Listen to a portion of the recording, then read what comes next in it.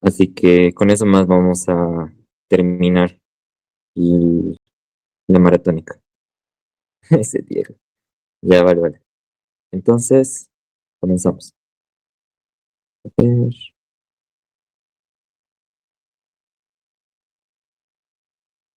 Me avisan también si se ve la pantalla o no se puede ver lo que se está dibujando. ¿Ya?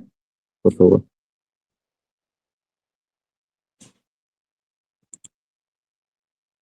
Ups.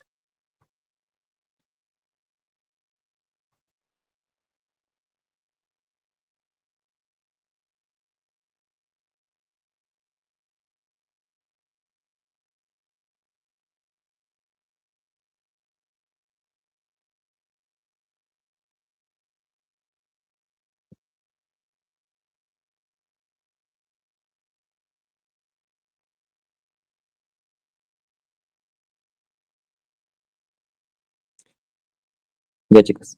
Si tienen alguna duda me van a interrumpir igual, no hay problema. Si pudieran preguntar algo, igual puedo parar en ese momento, ¿ya? Entonces tenemos las patologías gástricas. Vamos a hablar un poco de fisiología antes de adentrarnos en la semiología y la radiología y laboratorio que presentan en estas patologías. Así que primero veremos cómo se sucede la secreción gástrica. Entonces, esta se origina en una fase cefálica, como ya deben conocer. La fase cefálica aproximadamente tiene un 30% de la secreción gástrica en total. Luego hay una fase gástrica que se considera, espera un momento, yo sé. Hay una fase gástrica. Esa fase gástrica es considerada también la más importante, que aproximadamente tiene el 60% de la secreción gástrica. Híjole, ya. Entonces, esta secreción entonces está aumentada gracias a esta fase y gracias a unas células llamadas enterocromáfines, las cuales van a permitir la secreción de ácido clorhídrico y también factor intrínseco por parte de las células parietales, a raíz del estímulo de una hormona muy importante en este sentido, cabe citarla, la gastrina. En cuanto hablemos del estómago, aparte de la secreción gástrica, el intestino también tiene una importancia en un 10% de la secreción gástrica. Entonces, así contaríamos el total de 100, ¿no? Cefálica, la gástrica y la intestinal, que dan un 100%. Ahora, lo importante que tienen que recordar respecto a histología y fisiología de este tema es de que el antro pilórico, esta área que se encuentra entre la incisura angularis,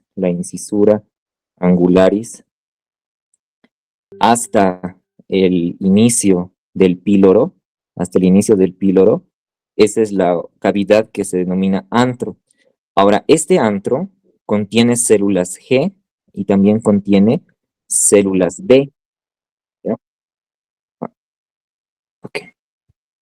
Contiene células G y también contiene células D, ¿vale?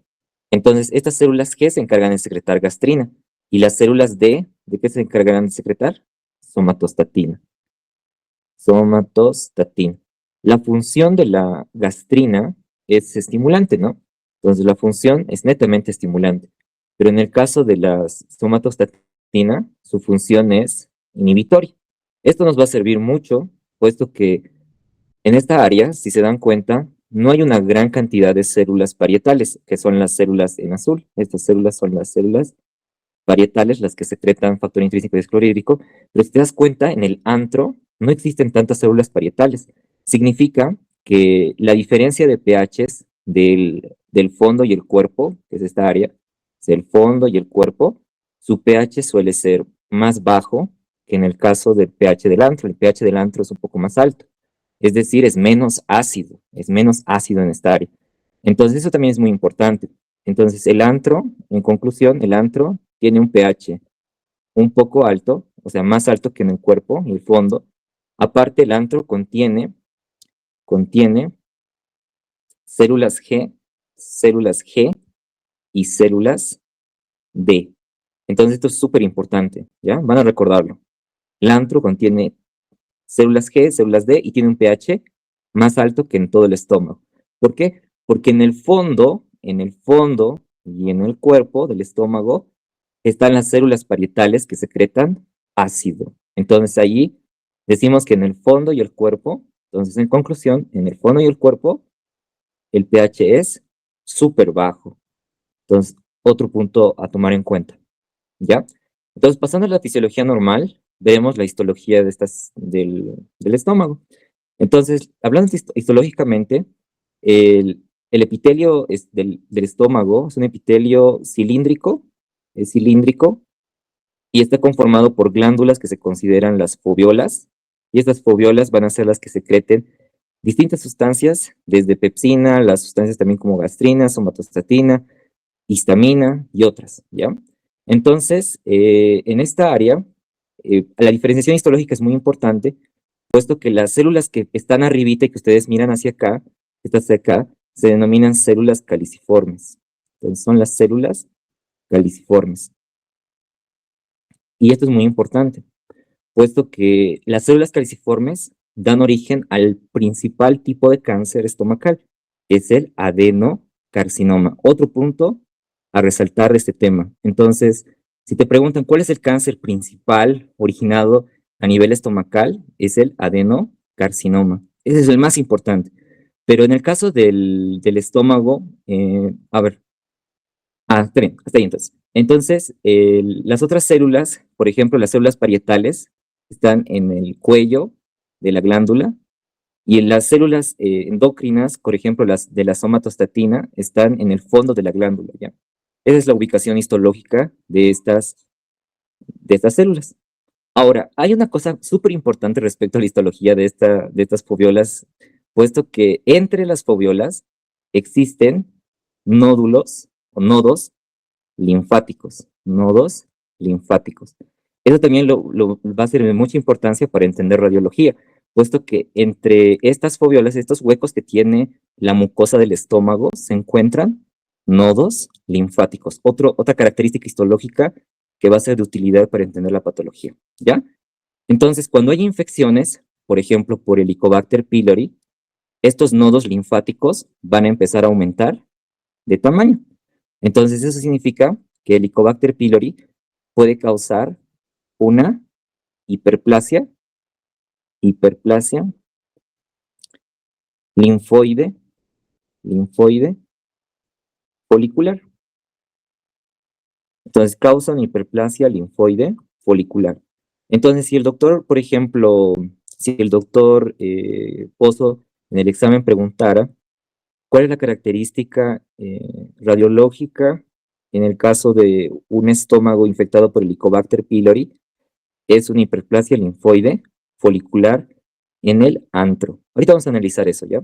Pero quiero que entiendan esa parte, que hay nodos entre las foviolas que se encuentran en el epitelio cilíndrico del estómago.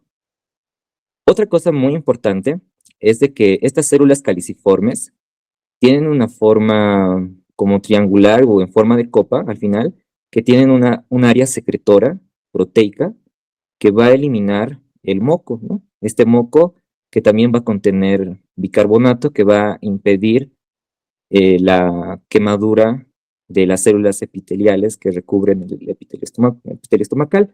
Entonces, tenemos que estas células van a convertirse en el principal tipo de tumor, que es el adenocarcinoma. Se llama adenocarcinoma porque es un tumor glandular, ¿no? Entonces, ¿cuál es el paso para convertirse en un adenocarcinoma? El adenocarcinoma se origina principalmente de una metaplasia intestinal. Entonces, si te preguntan cuál es la lesión premaligna de un adenocarcinoma, es la metaplasia intestinal. Es cuando una célula caliciforme se convierte en una célula intestinal, parecida a una célula intestinal. ¿Qué característica tiene una célula intestinal? Tiene un borde en cepillo, ¿no? Que tiene una función netamente que tiene que ver con la absorción. Entonces, bien distinta a una célula caliciforme que tiene la secreción de moco, ¿no? Entonces, esa es la transformación que tienen, ¿no? Primero es una célula caliciforme, luego una metaplasia intestinal, o sea, una célula intestinal, y luego se convierte en un adenocarcinoma. Entonces, las características histológicas nos ayudan mucho a integrar la fisiopatología y también la radiología del estómago. Eh, a ver,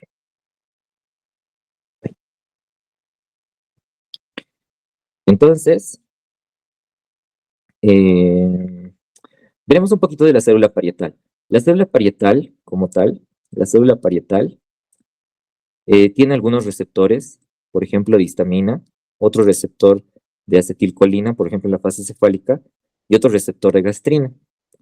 Todos van a tener la función de activar la bomba eh, hidrógeno y, y potasio, la bomba de hidrógeno-potasio, la cual libera hidrógeno, e ingresa potasio. Es una bomba de hidrógeno y potasio, que va a estar en la región apical de la célula, y esta va a aumentar la acidez en el estómago, ¿no? Entonces, estas hormonas son importantes en el sentido de que cuando estén disminuidas en algún punto, pueden causar una disminución de la secreción de ácido gástrico, ¿ya? Entonces, las células parietales, cuando están ausentes, ya no va a haber una secreción de pH, y eso vamos a analizarlo después, ¿ya? Ahora, con respecto a la histología, la aplicación más directa respecto a estas células y al epitelio, una era que podía existir una hiperplasia linfoide folicular secundaria a la infección por Helicobacter pylori, que hemos marcado acá. Otra es una enfermedad que se considera una hiperplasia o hipertrofia gigante gástrica, o también llamada enfermedad de Menetrier. Esta enfermedad tiene la característica radiológica que vamos a observar en esta radiografía de acá. Entonces, por ejemplo, ven acá, ¿qué es la característica de esta enfermedad de Menetrier? Es de que empieza a haber un aumento de los pliegues gástricos que se observan como pequeños huecos bien marcados y engrosamientos de la mucosa. Estos engrosamientos de la mucosa son debidos a una enfermedad de Menetrier. ¿Y esto cuándo sucede? Entonces, la característica de la enfermedad de Menetrier es el engrosamiento de los pliegues mucosos. Y esta enfermedad se relaciona directamente con la hiperplasia o hipertrofia de esta foviola. Entonces, esta foviola se encuentra hipertrofiada, es decir, gigante, y eso hace que los pliegues estomacales sean grandes. Es decir, que si el epitelio era así, chiquitito, de esta forma, foviolar, ahora va a ser así. Entonces, gracias a la enfermedad de Menetrier, que es un engrosamiento de los pliegues mucosos, el epitelio foviolar normal se convierte en un epitelio gigante. Entonces, por eso se llama hipertrofia gigante gástrica o enfermedad de Menetrier, que tiene la característica de engrosamiento de los pliegues de la mucosa. ¿Vale? Entonces, ¿cómo se observa eso? Con múltiples imágenes variopositivas y imágenes varionegativas. Entonces, hay imágenes varionegativas, como se ve acá, y hay imágenes que se ven variopositivas, que son estas blancas. Y esas imágenes varionegativas y variopositivas se contrastan y determinan el engrosamiento de los pliegues de la mucosa en una enfermedad de Menetrier. Entonces estamos viendo cómo la histología nos sirve mucho para el diagnóstico de enfermedades radiológicas, ¿ya? Ahora hablaremos un poco del Helicobacter pylori. Ya hemos entrado entonces en la parte fisiológica normal y vamos a ir recordando algunos conceptos que hemos ido marcando al principio de la clase, así que vamos a aplicarlos. En cuanto al Helicobacter pylori, es una bacteria microaerófila, es una bacteria microaerófila. Aerófila es gram negativa, y que va a tener distintos mecanismos fisiopatológicos que van a determinar su adherencia y también su penetrancia en la mucosa gástrica.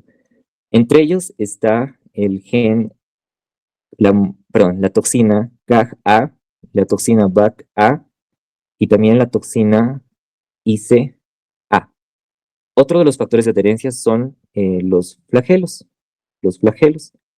Además que tienen enzimas, o sea, que libera enzimas. Entre ellas, la más importante, y que quiero que recuerden, es la ureasa. La ureasa es la enzima que determina la infección en realidad de Helicobacter pylori. ¿Por qué razón? Porque esta va a permitir que la urea, bueno, deben conocerla, que es esta de acá, esta sustancia de acá, corte o clive la sustancia y elimine amonio. Y el amonio es una base. ¿Y esa base qué va a causar? Va a hacer que el pH aumente o se vuelva alcalino.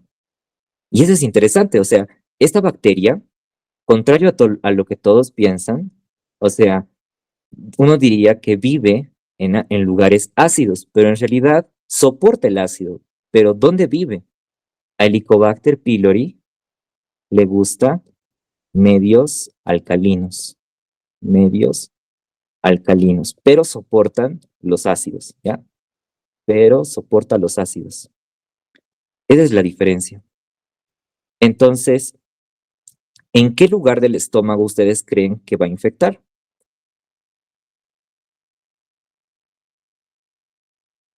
Chicos,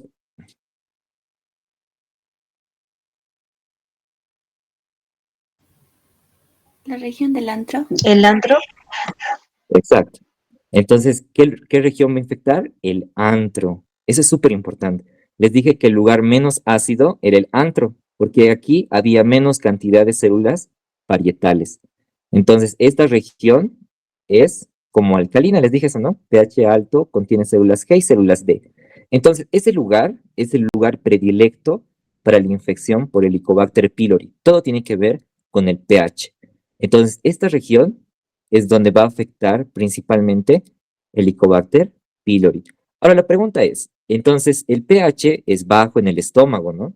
El pH es mediano en el antro y el pH es alcalino ¿en dónde? En el duodeno. El duodeno es un lugar donde Helicobacter pylori va a ser feliz. Entonces, las infecciones se producen en dos lugares en Helicobacter pylori, en el antro y en el duodeno. Eso es importante, muchachos, muy importante, porque las principales complicaciones por Helicobacter pylori son las úlceras duodenales, no las úlceras gástricas. Las úlceras duodenales están relacionadas con Helicobacter pylori. ¿Y qué enfermedad radiológica hemos dicho anteriormente que se caracterizaba Helicobacter pylori cuando aumentaba los nódulos? ¿Qué se llamaba?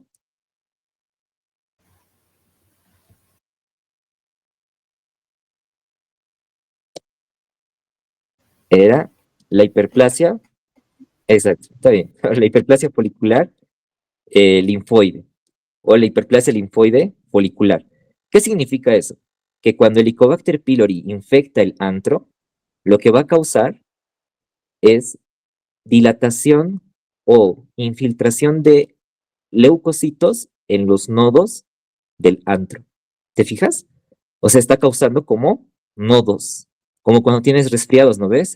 Se inflama tu garganta y tienes nodos en la región submandibular y también submentoniana o a veces en cervical profunda. Entonces tienes nodos, igual el estómago sufre y tiene nodos.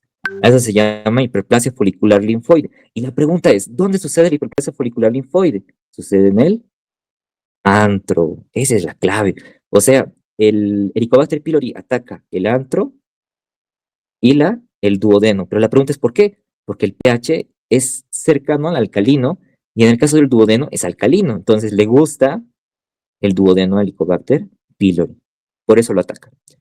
Ahora veremos lo que acabamos de mencionar. ¿Qué es esa hiperplasia folicular linfoide que tanto hemos mencionado? Esta hiperplasia folicular linfoide se observa así. Pueden verlo, ¿no? Así como los nodos. Las imágenes en vario negativo, por si acaso, Lo que ustedes están viendo acá, siempre que vean el bario, la clave está en que el bario se queda precipitado abajo. Y cuando hay lugares como elevados, el bario es negativo y el bario es positivo en lugares bajos. Entonces, cuando ustedes estén estudiando en radiología algo, cuando sea bario, lo que tienen que revisar es que miren esta imagen, ¿no? Hay múltiples imágenes acá que son negritas, ¿no ven? Y esas imágenes negritas son bolitas que protruyen en la mucosa. Es decir, que van a estar como, son como bolitas o las mismas bolitas que estamos dibujando ahorita. ¿Te imaginas? O sea, son protrusiones de la mucosa por los nódulos. O sea, está infectado el estómago, entonces empieza a producir bolitas. A eso se llama hiperplasia folicular linfoide y está asociada a gastritis por Helicobacter pylori. Eso es muy importante. Entonces, esta imagen te la guardas también, ¿ya? Entonces, esta imagen es relacionada a hiperplasia folicular linfoide.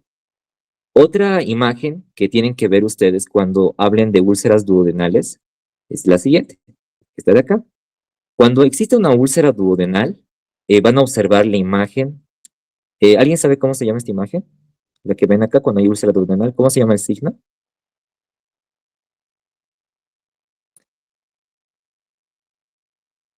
Nadie. El signo se llama el signo del. Hojas de trébol, creo era. Sí, exacto. Si observan bien, esta imagen da el signo de las hojas de trébol. Lo vamos entonces a acercar un poquito más. Ahí. A ver, entonces, acercamos un poquito más. ¿Por qué se llama signo de las hojas de trébol?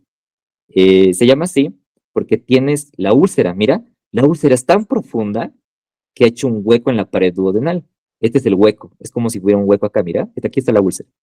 Aquí está la otra úlcera. Entonces aquí está la úlcera. Úlcera duodenal. Aquí, ¿qué estará? El píloro y la otra sección duodenal. Entonces, ese es el signo del trébol. Signo del trébol. Eso entonces si te preguntan, el signo del trébol se presenta en úlcera duodenal. ¿O cuál signo observas en úlcera duodenal? Observas el signo del trébol. Y en el contexto de qué infección observas ese signo? Observas en la infección del Helicobacter pylori, ¿ya? Entonces, en esa infección es donde lo observas normalmente. A ver, espera un poquito.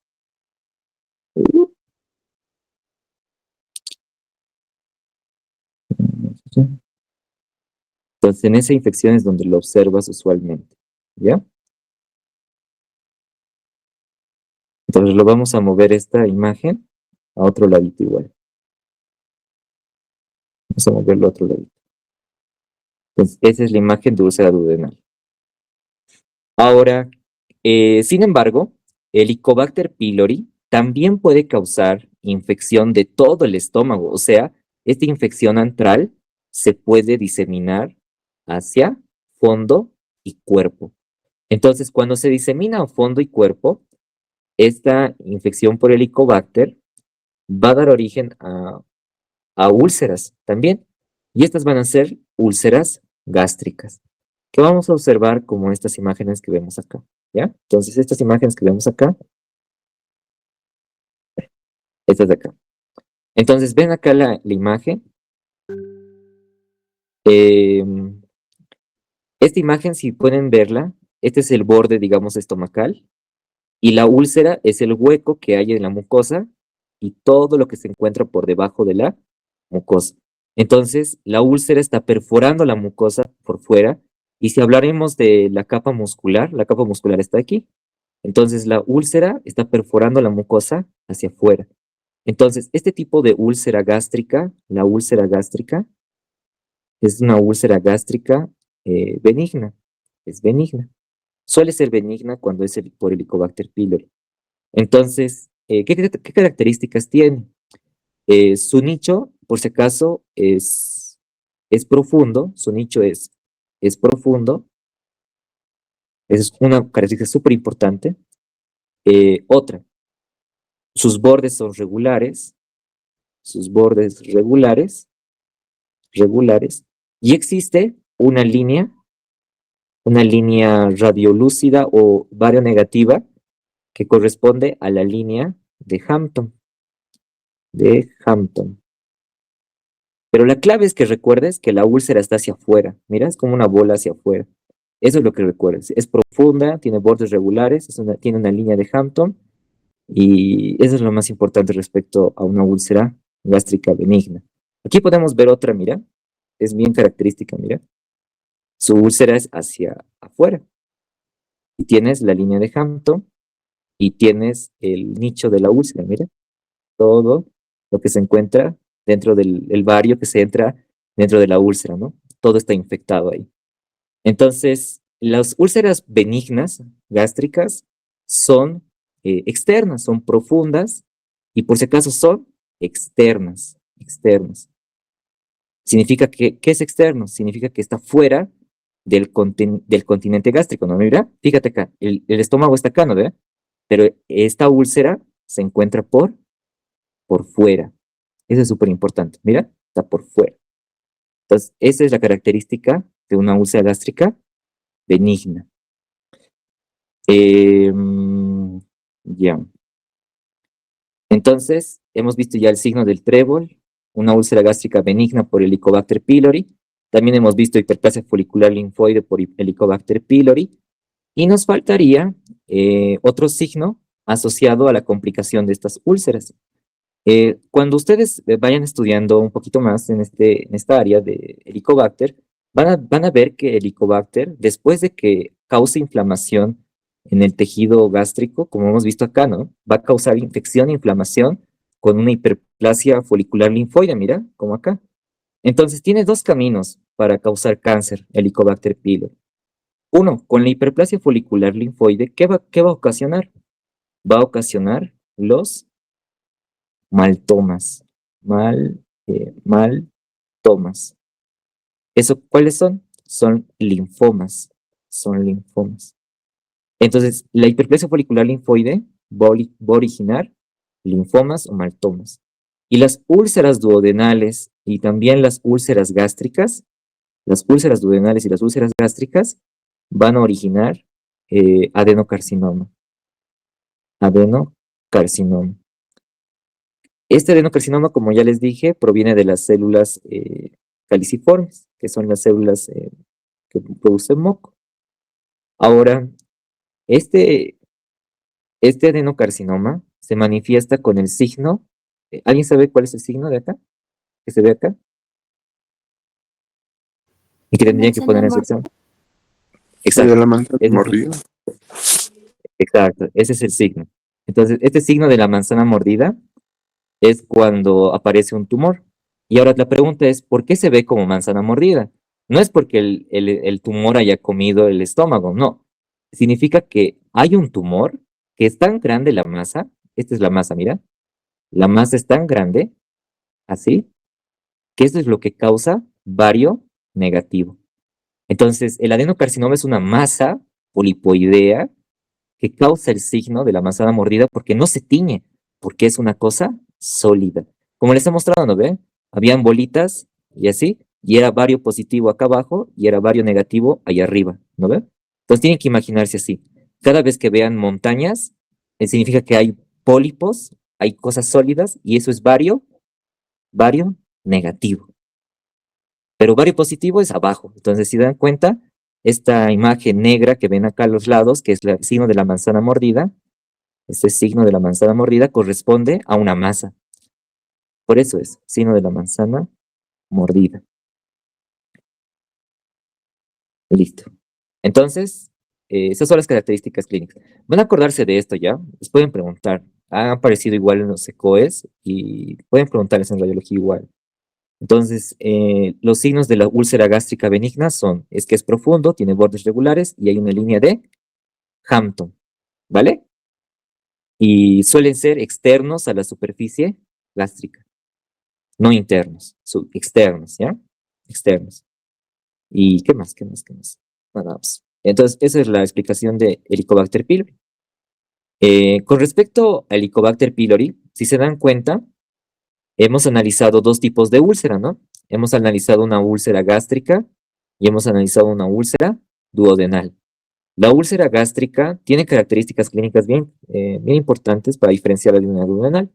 Normalmente el dolor es prandial. Y en el caso del duodenal, el dolor es postprandial. Postprandial. Entonces, ¿qué significa eso? Que el dolor en el caso de la gástrica se asocia a la ingesta, es inmediato a la ingesta. El dolor entonces es inmediato. Y entonces el dolor postprandial se puede dividir en tres, según tu tío, ¿no ve? Puede ser un dolor semitardío, tardío y ultratardío. El dolor semitardío era el dolor de menos de una hora, ¿no ve? Y tardío era de 1 a 5 horas, y más de 5 horas era el ultratardío. El dolor que la doctora Garavito ha indicado que era correspondiente a la úlcera duodenal era del ultratardío, que corresponde a el hambre dolorosa. ¿Qué significa? Que si bien el dolor en el caso de úlcera gástrica es prandial, o sea, es inmediato, entonces lo que provoca en el paciente es esto. ¿Qué provoca? Va a provocar que el paciente deje de comer, mira. El dolor es inmediato, entonces el paciente evita la comida. Ahora, ¿qué pasa con el dolor postprandial? En el caso del duodeno, cuando es úlcera duodenal, el problema es que después de unas horas, o 1 hora hasta 5 horas o después, el dolor se presenta como hambre dolorosa. ¿Por qué? Porque el paciente alivia sus síntomas y signos con comida. O sea, que al comer baja el dolor. Pero en el caso de la úlcera gástrica, evita la comida porque el comer le causa dolor. Entonces, normalmente este paciente, el que estamos viendo acá, engorda. Este paciente engorda y este baja de peso. ¿Ya? Ahora, ahí hay una diferenciación, ¿no? Entre esas dos, muy importante. Ahora, otra de las características es que el duodenal se puede presentar en ayuno. El dolor en ayuno es característico del duodenal. Se cree que es por la fase cefálica que hemos visto en fisiología, ¿no ve? La fase cefálica está aumentada en las mañanas o después de periodos de ayuno prolongado o después de ayuno. Aumenta entonces la secreción gástrica y eso es lo que causa dolor estomacal cuando no comes nada, ¿no? O el sonido que tiene tu estómago después de no comer nada. Es por eso, ¿no? Es porque en ayuno sucede más secreción gástrica. Y el dolor en ayuno está relacionado a úlceras duodenales. Otro caso también importante es que es periódico. Las úlceras duodenales son periódicas. En el caso de las úlceras gástricas, no suelen ser periódicas ni tampoco suelen estar asociadas al dolor en ayuno. Las náuseas, vómitos, los eructos y los revueldos,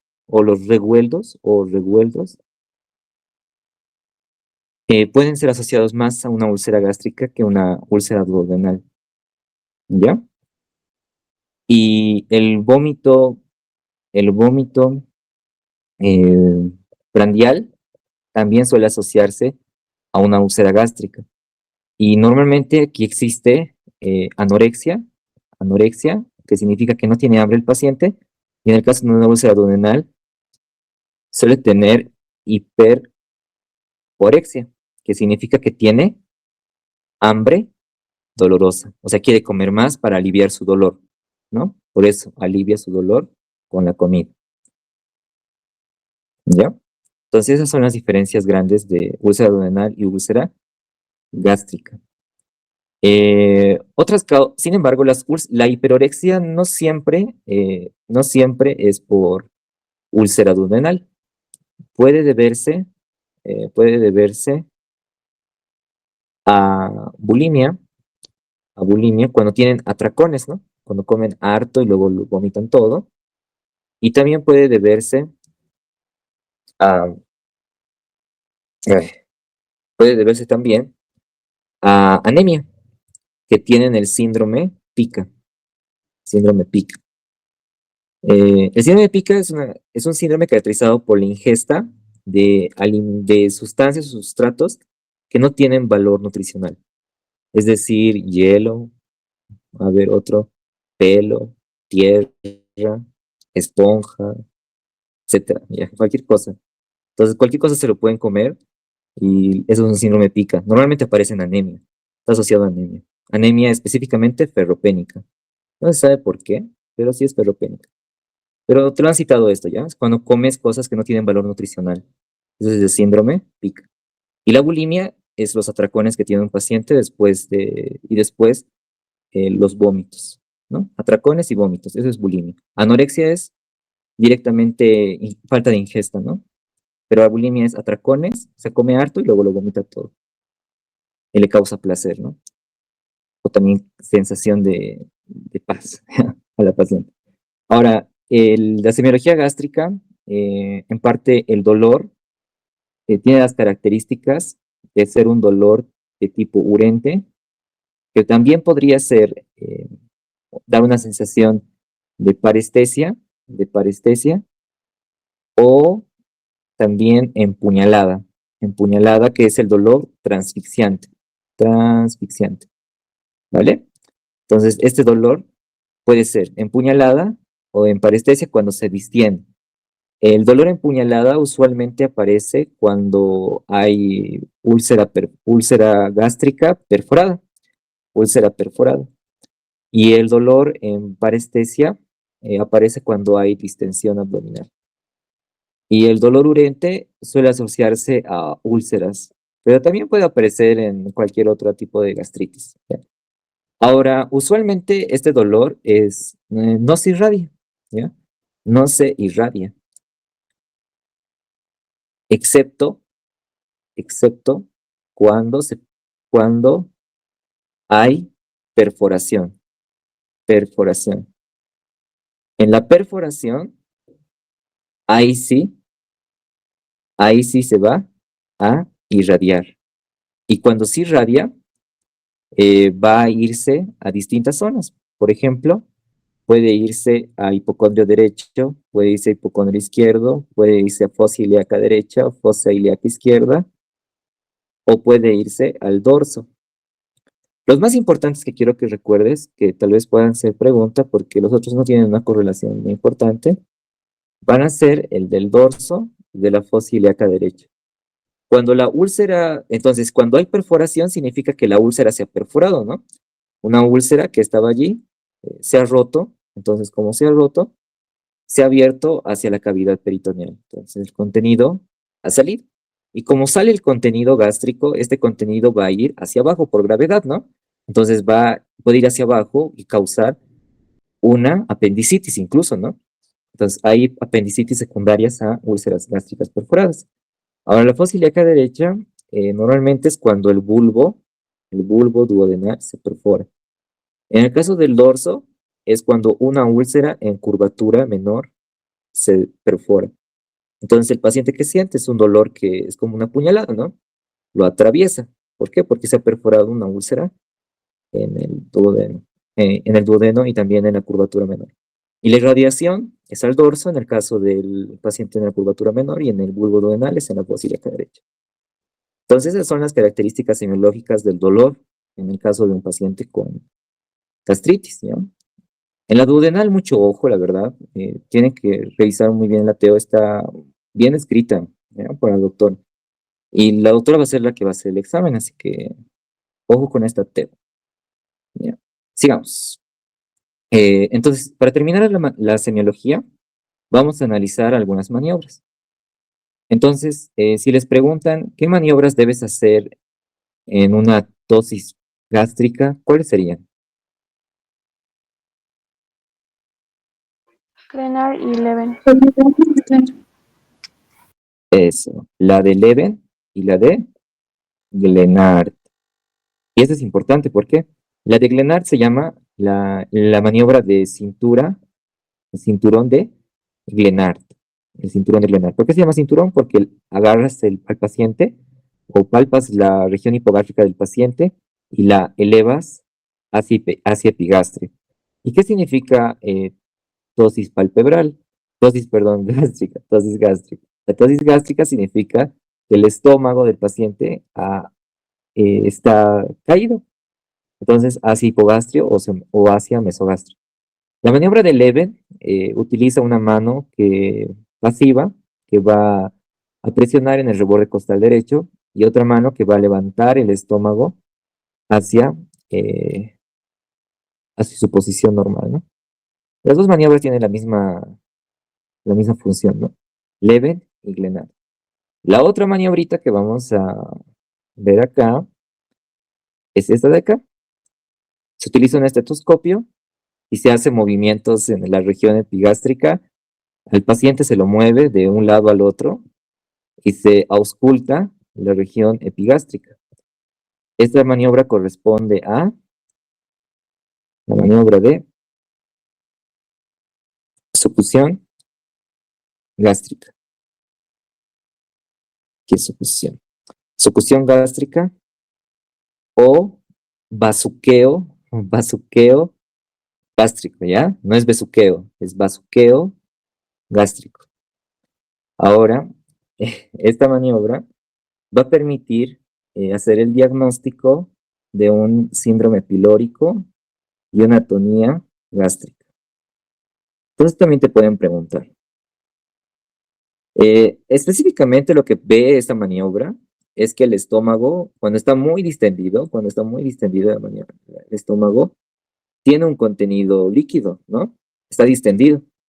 Ahora, cuando tú mueves al paciente, este líquido va a causar un sonido en epigastria. Entonces, eso es lo que ve esta maniobra, ¿no? Cuando el estómago está distendido, entonces causa un sonido que se puede auscultar. Y, a ver, ahora, con respecto a estas úlceras, por última cosa, las úlceras duodenales y gástricas tienen 3 complicaciones. Las úlceras tienen 3 complicaciones que les pueden preguntar. 3 complicaciones. Una de ellas es la obstrucción. Otra es la hemorragia y otra es la perforación. Esas son las 3 complicaciones de una úlcera. La hemorragia da una hemorragia digestiva alta, que es, bueno, caracterizada por melena, también hematemesis, puede también dar hematoquesia y un shock hipovolémico, ¿no? Frecuentemente. La obstrucción se caracteriza por síndrome pilórico. O sea, cuando hay obstrucción, tendrías que buscar la maniobra de bazuqueo o succión gástrica. Y cuando hay perforación, da peritonitis secundaria. Peritonitis química. ¿Por qué? Química por el pH que suelta el jugo gástrico, ¿no? Entonces, en este caso hay peritonitis química en la perforación. Y eso es importante también. ¿Por qué? Porque el paciente corre riesgo igual de muerte, ¿no? En los 3 corre riesgo de muerte, especialmente en peritonitis química. Y como hemos dicho, cuando hay perforación, el dolor se irradia. Es el único caso donde se irradia. Si vamos a ver la imagen de acá, el único lugar donde se irradia es cuando hay perforación.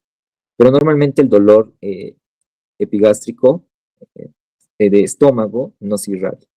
¿Ya? No se va a irradiar. Listo. Sigamos. Ahora veremos cáncer gástrico con más detalle. Espera un momentito. Este cáncer gástrico, entonces, es uno. El principal son los adenocarcinomas. que provienen del epitelio gástrico, ¿no? Esto proviene del epitelio. El siguiente tipo de tumor pueden ser los sarcomas, los rhabdomiosarcomas, ¿no? Para que te des cuenta, rhabdomiosarcomas, que provienen de la capa muscular del estómago. Y en el caso de los linfomas, proviene de los nodos linfáticos, ¿se acuerdan, no? El MALT, los MALT, que van a ser secundarios a una hiperplasia folicular linfoide, ¿ya? Entonces eso van a tener en cuenta, folicular linfoide. Y entonces estos tres tipos de tumores van a ser presentes en el estómago. Y ya hemos visto este signo. ¿Cómo se llamaba este signo de acá? Signo de la... Ajá, que corresponde a un estadio de adenocarcinoma, ¿no? ¿Verdad? Y también, por si acaso, el adenocarcinoma va a tener distintas manifestaciones. Como les decía, podría causar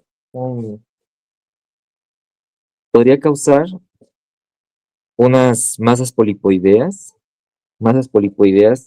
que van a estar en la cavidad gástrica y que van a tener bario negativo. O sea, que es lo que da el signo de la manzana mordida, ¿no? Pues por eso se ve eso radiológicamente en el paciente, ¿no? Pero en el caso de, ¿qué caso observas esto? Cuando hay un tumor que está en cavidad, mira. Y esos son en los primeros estadios. Si recordamos la clasificación de Boerman, que han debido ver en anatopatología, nos clasificaba el tumor eh, dependiendo la forma, ¿no? Entonces, podía ser un tumor fungiforme, podía ser un ulcerado, también podía ser un infiltrante, en la fase 4, la fase 4. Entonces, en la fase 4 se considera infiltrante y en esta fase, cuando es fase 4, nos puede dar origen a este signo, que es un tumor que origina a un cambio de toda la estructura del estómago y que vuelve al, al recubrimiento en forma de botella de cuero, además que engruesa los pliegues y va a, como se puede ver acá, ¿no? Va a alterar los pliegues mucosos, va a causar un signo de botella en cuero y va a hacer que este estómago, o sea, su recubrimiento, se vuelva grueso y duro. A eso se denomina, en fase 4, ¿qué sería el diagnóstico? Cuando es infiltrante un tumor y se ve como cuero o botella de cuero. Eso se denomina Linitis plástica, creo que era. la linitis plástica. Entonces, normalmente los tumores estomacales pasan por una fase polipoidea. La polipoidea es así, una bolita, que corresponde al signo de la manzana mordida. Mira. Luego pasan por una fase fungiforme, una fase ulcerada y una fase de linitis plástica. La linitis plástica es cuando se infiltran, ¿no ve? Las células en todo el lado. Así, mira. Se infiltra el tumor. Como se infiltra, se vuelve duro. Por eso se llama linitis plástica. Listo, entonces ese es el cáncer gástrico que puede aparecer. ¿Y por qué se caracteriza? Por aumento, el aumento del grosor. El grosor está aumentado del recubrimiento gástrico. Tiene apariencia de botella de cuero o el signo de botella de cuero y corresponde a linitis plástica. Los pliegues se pierden, pierden su arquitectura pierden su arquitectura, y todo eso es característico de una liminitis plástica, radiológicamente, ¿ya? Y las fases es importante, ¿no? Que las sepas por anatopatología. Ya, sigamos. Bueno, entonces, las infecciones son frecuentes para dar un origen a úlceras gástricas y úlceras duodenales. Sin embargo, también pueden existir otras injurias a la célula parietal.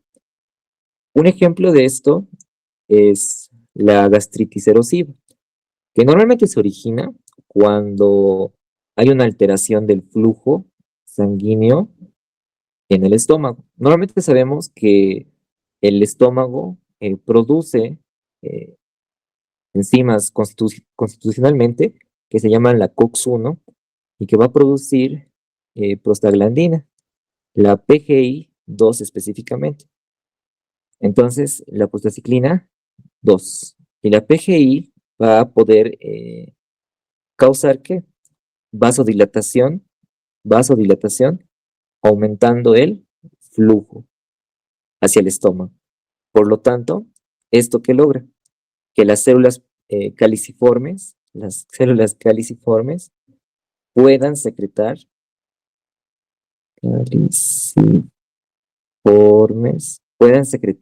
eh, las eh, puedan secretar el moquito.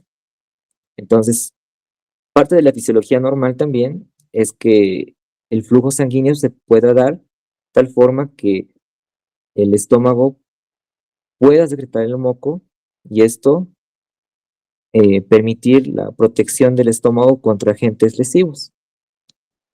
Ahora, ¿qué agentes pueden causar gastritis erosiva? Por ejemplo, los AINES, los glucocorticoides,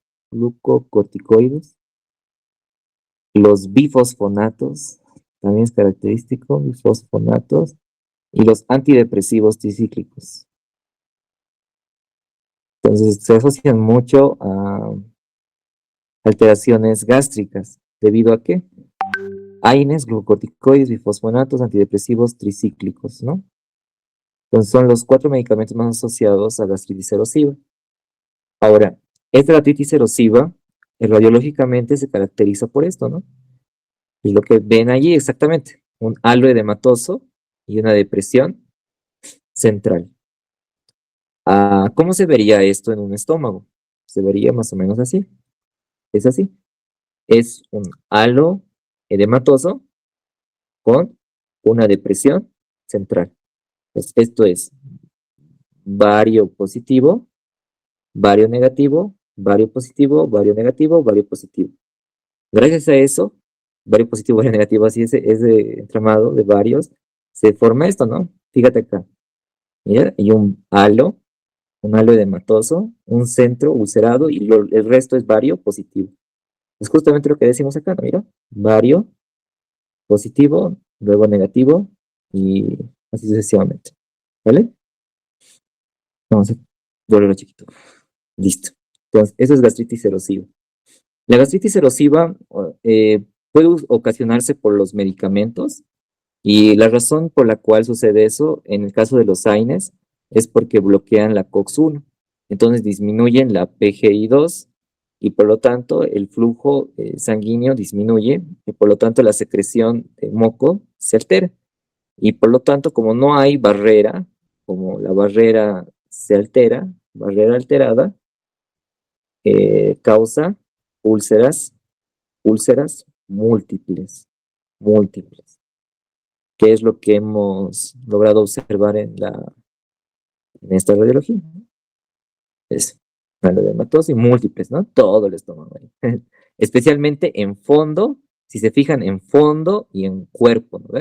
En antro, nada que ver. ¿Por qué? Porque el antro no tiene mucha acidez. En este caso es fondo y cuerpo. Todo tiene lógica, ¿ya? Listo. Entonces, ahí nada más.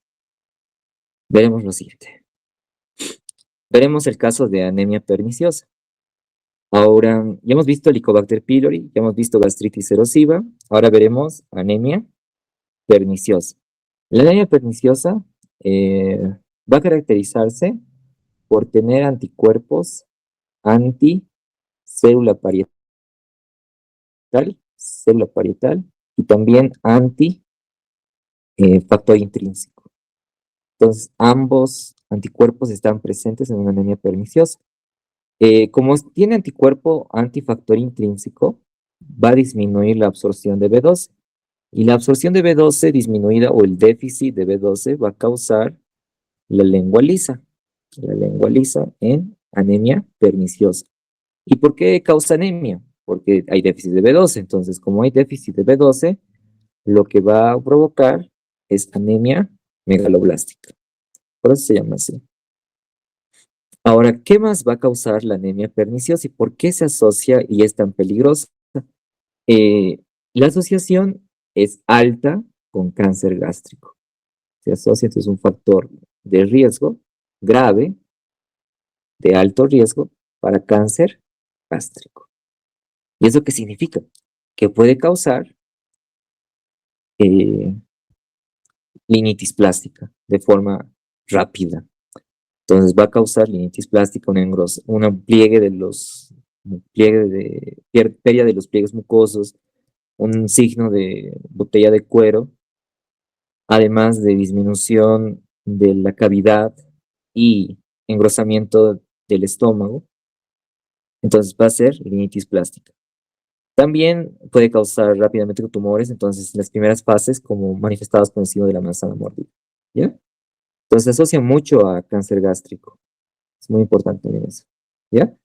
Ahora, hablando un poco de cáncer gástrico, tal vez no lo mencionamos antes. El cáncer gástrico como tal, hay que tomar en cuenta que puede tener una diseminación linfática,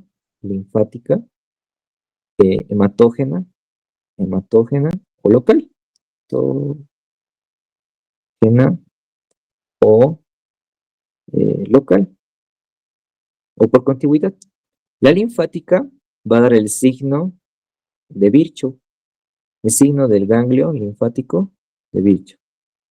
Ganglio supraclavicular izquierdo de Virchow, o también llamado Troisier.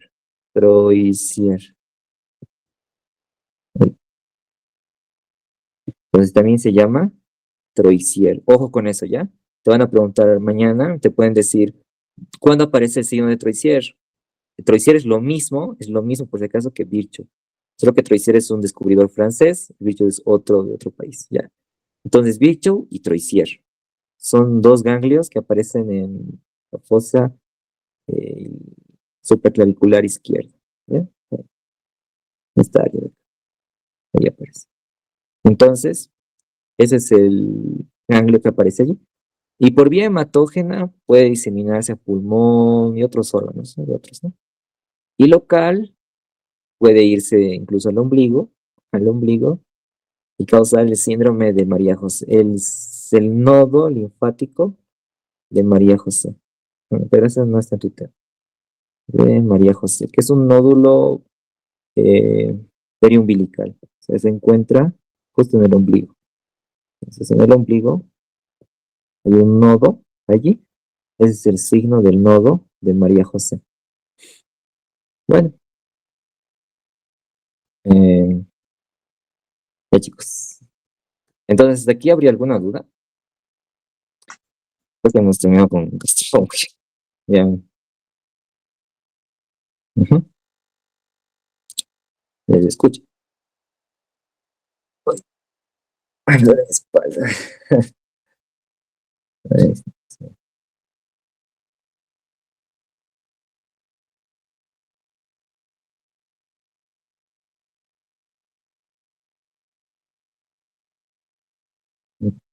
ya.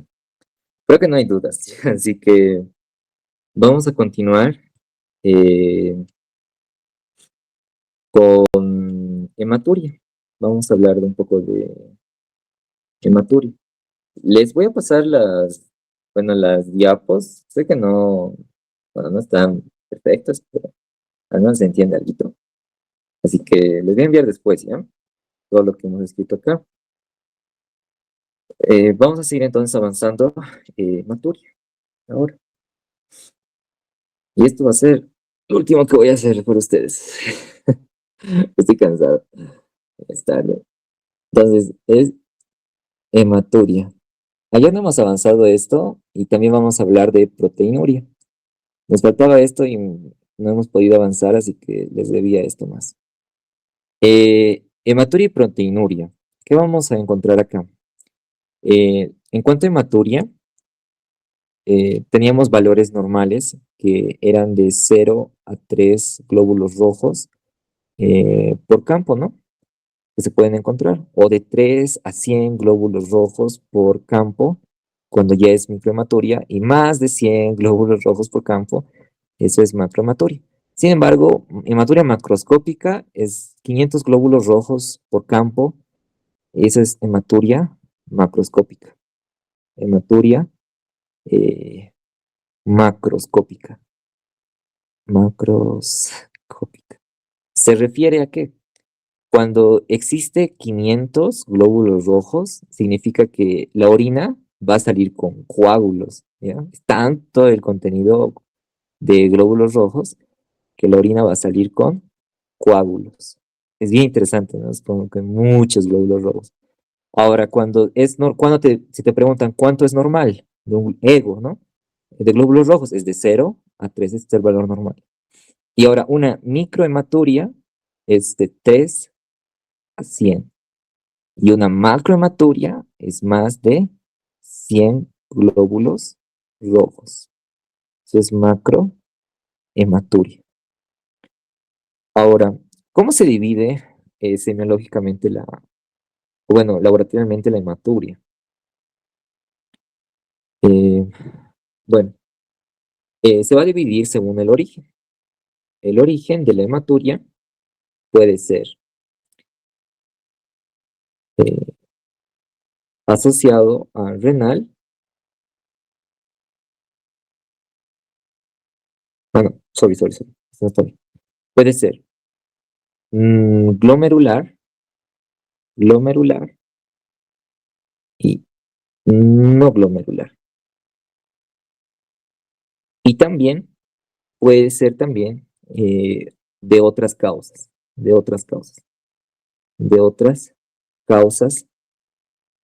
que similan hematuria. Entonces, veremos primero cuáles son las causas que parecen hematuria, pero no son. Bueno, ¿cuáles son las causas que parecen, pero no son? ¿Cuáles serán? Por ejemplo, la mioglobinuria. Globinuria es una que parece, pero no es. Y la hemoglobinuria también parece, pero no es. Otro que puede ser también es el aumento, no, esos dos son los principales, mioglobinuria y hemoglobinuria. Y en el caso de la no glomerular, se divide en tubular, se divide en ureteral, vesical, prostático, y también se divide en uretral. En glomerular, bueno, van a ser las distintas glomerulonefritis que van a aparecer en el paciente renal, o pueden ser vasculitis que también van a dar igual hematuria. Ahora no te voy a hablar de todas ya, pero de todas formas aparece hematuria.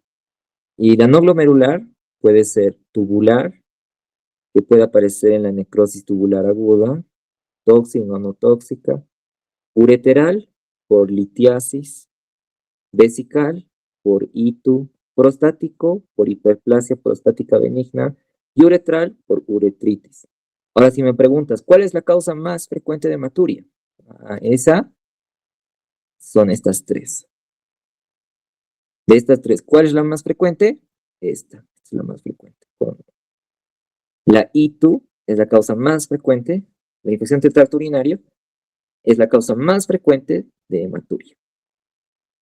¿Vale? Y les doy un tip más para reconocer hematurias. Un tip muy importante.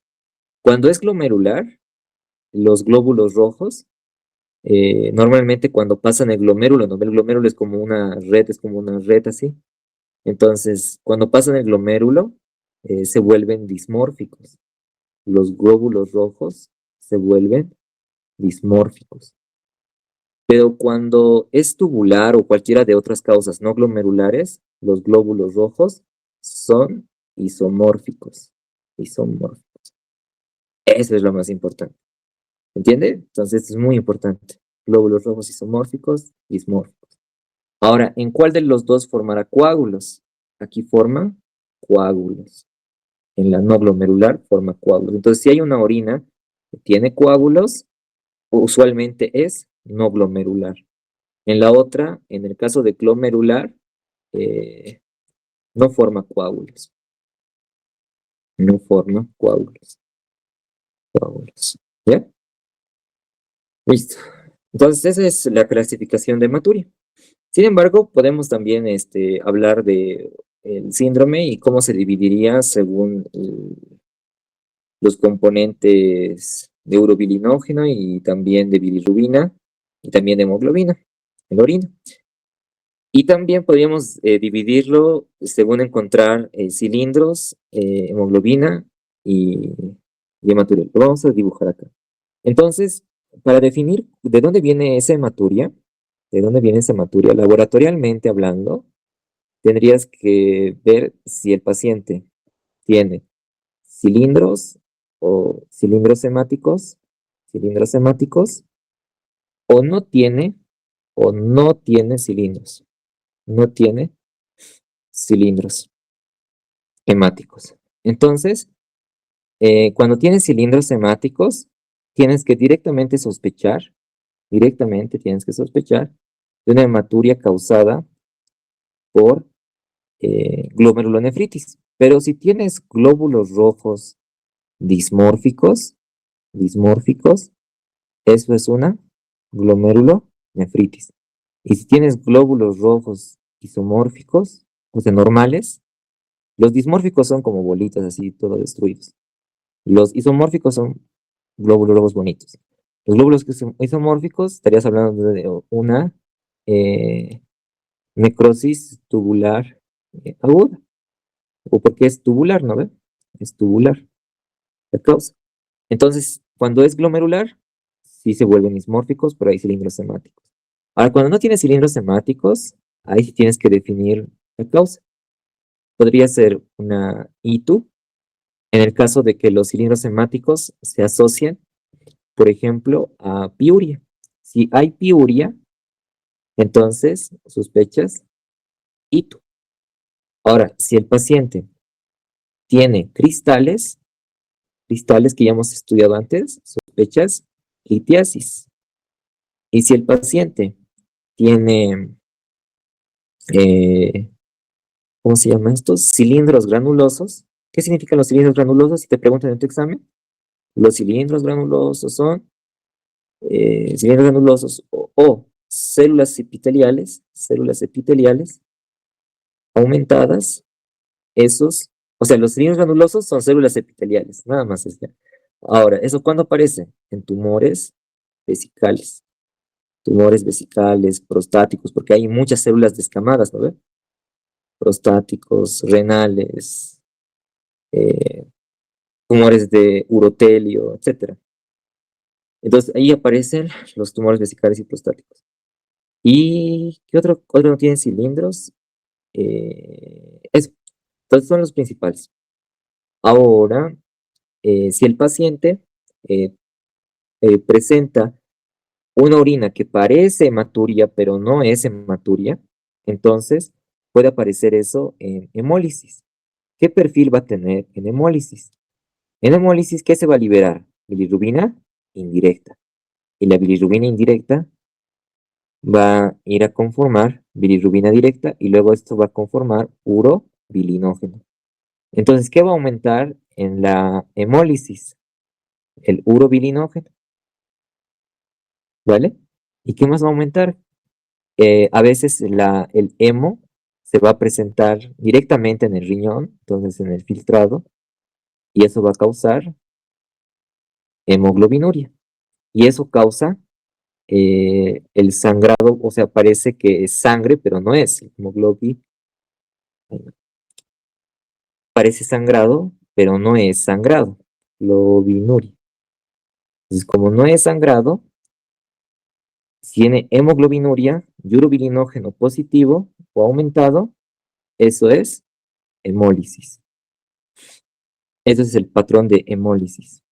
Ahora, el patrón de otras patologías, por ejemplo, una ictericia obstructiva, que estaba caracterizada por ictericia, colia y también coluria. Esa coluria a veces se confunde con hematuria, Y eso es importante, ¿por qué? Porque tienes que diferenciarlo. Entonces, ¿qué pides? El ego. Y en el ego, entonces, si hay ictericia obstructiva, la bilirrubina indirecta se convierte en bilirrubina directa y luego se tranca, ¿no ve? Por eso es obstrucción, por la obstrucción. Entonces, la bilirrubina directa se aumenta. ¿Qué más se va a aumentar? El urobilinógeno entonces va a estar, disminuido, en este caso. Va a estar disminuido y la bilirrubina directa va a estar aumentada. Entonces esa es la característica. ¿Y la hemoglobina en este caso habrá? No. Entonces la característica es bilirrubina directa, positiva. Urobilinógeno, negativo. Y el grupo hemo, negativo. En hemólisis es hemo positivo. Urobilinógeno, bilinógeno, positivo. Y bilirrubina directa, negativo. ¿Por qué? Porque se transforma en urobilinógeno. ¿Bien? Esos son los patrones que tienes que buscar. Uno es ese, otro es este, y ya. Entonces, a ver, ¿qué más nos falta? Proteinuria, ya hemos visto. Hiporazoemia. Ajá, nos faltaba cristales un poco. Ya, bueno, estamos ahí, pero. ¿Qué nos falta? Ya, chicos, creo que eso sería todo ya. Sí, hemos terminado.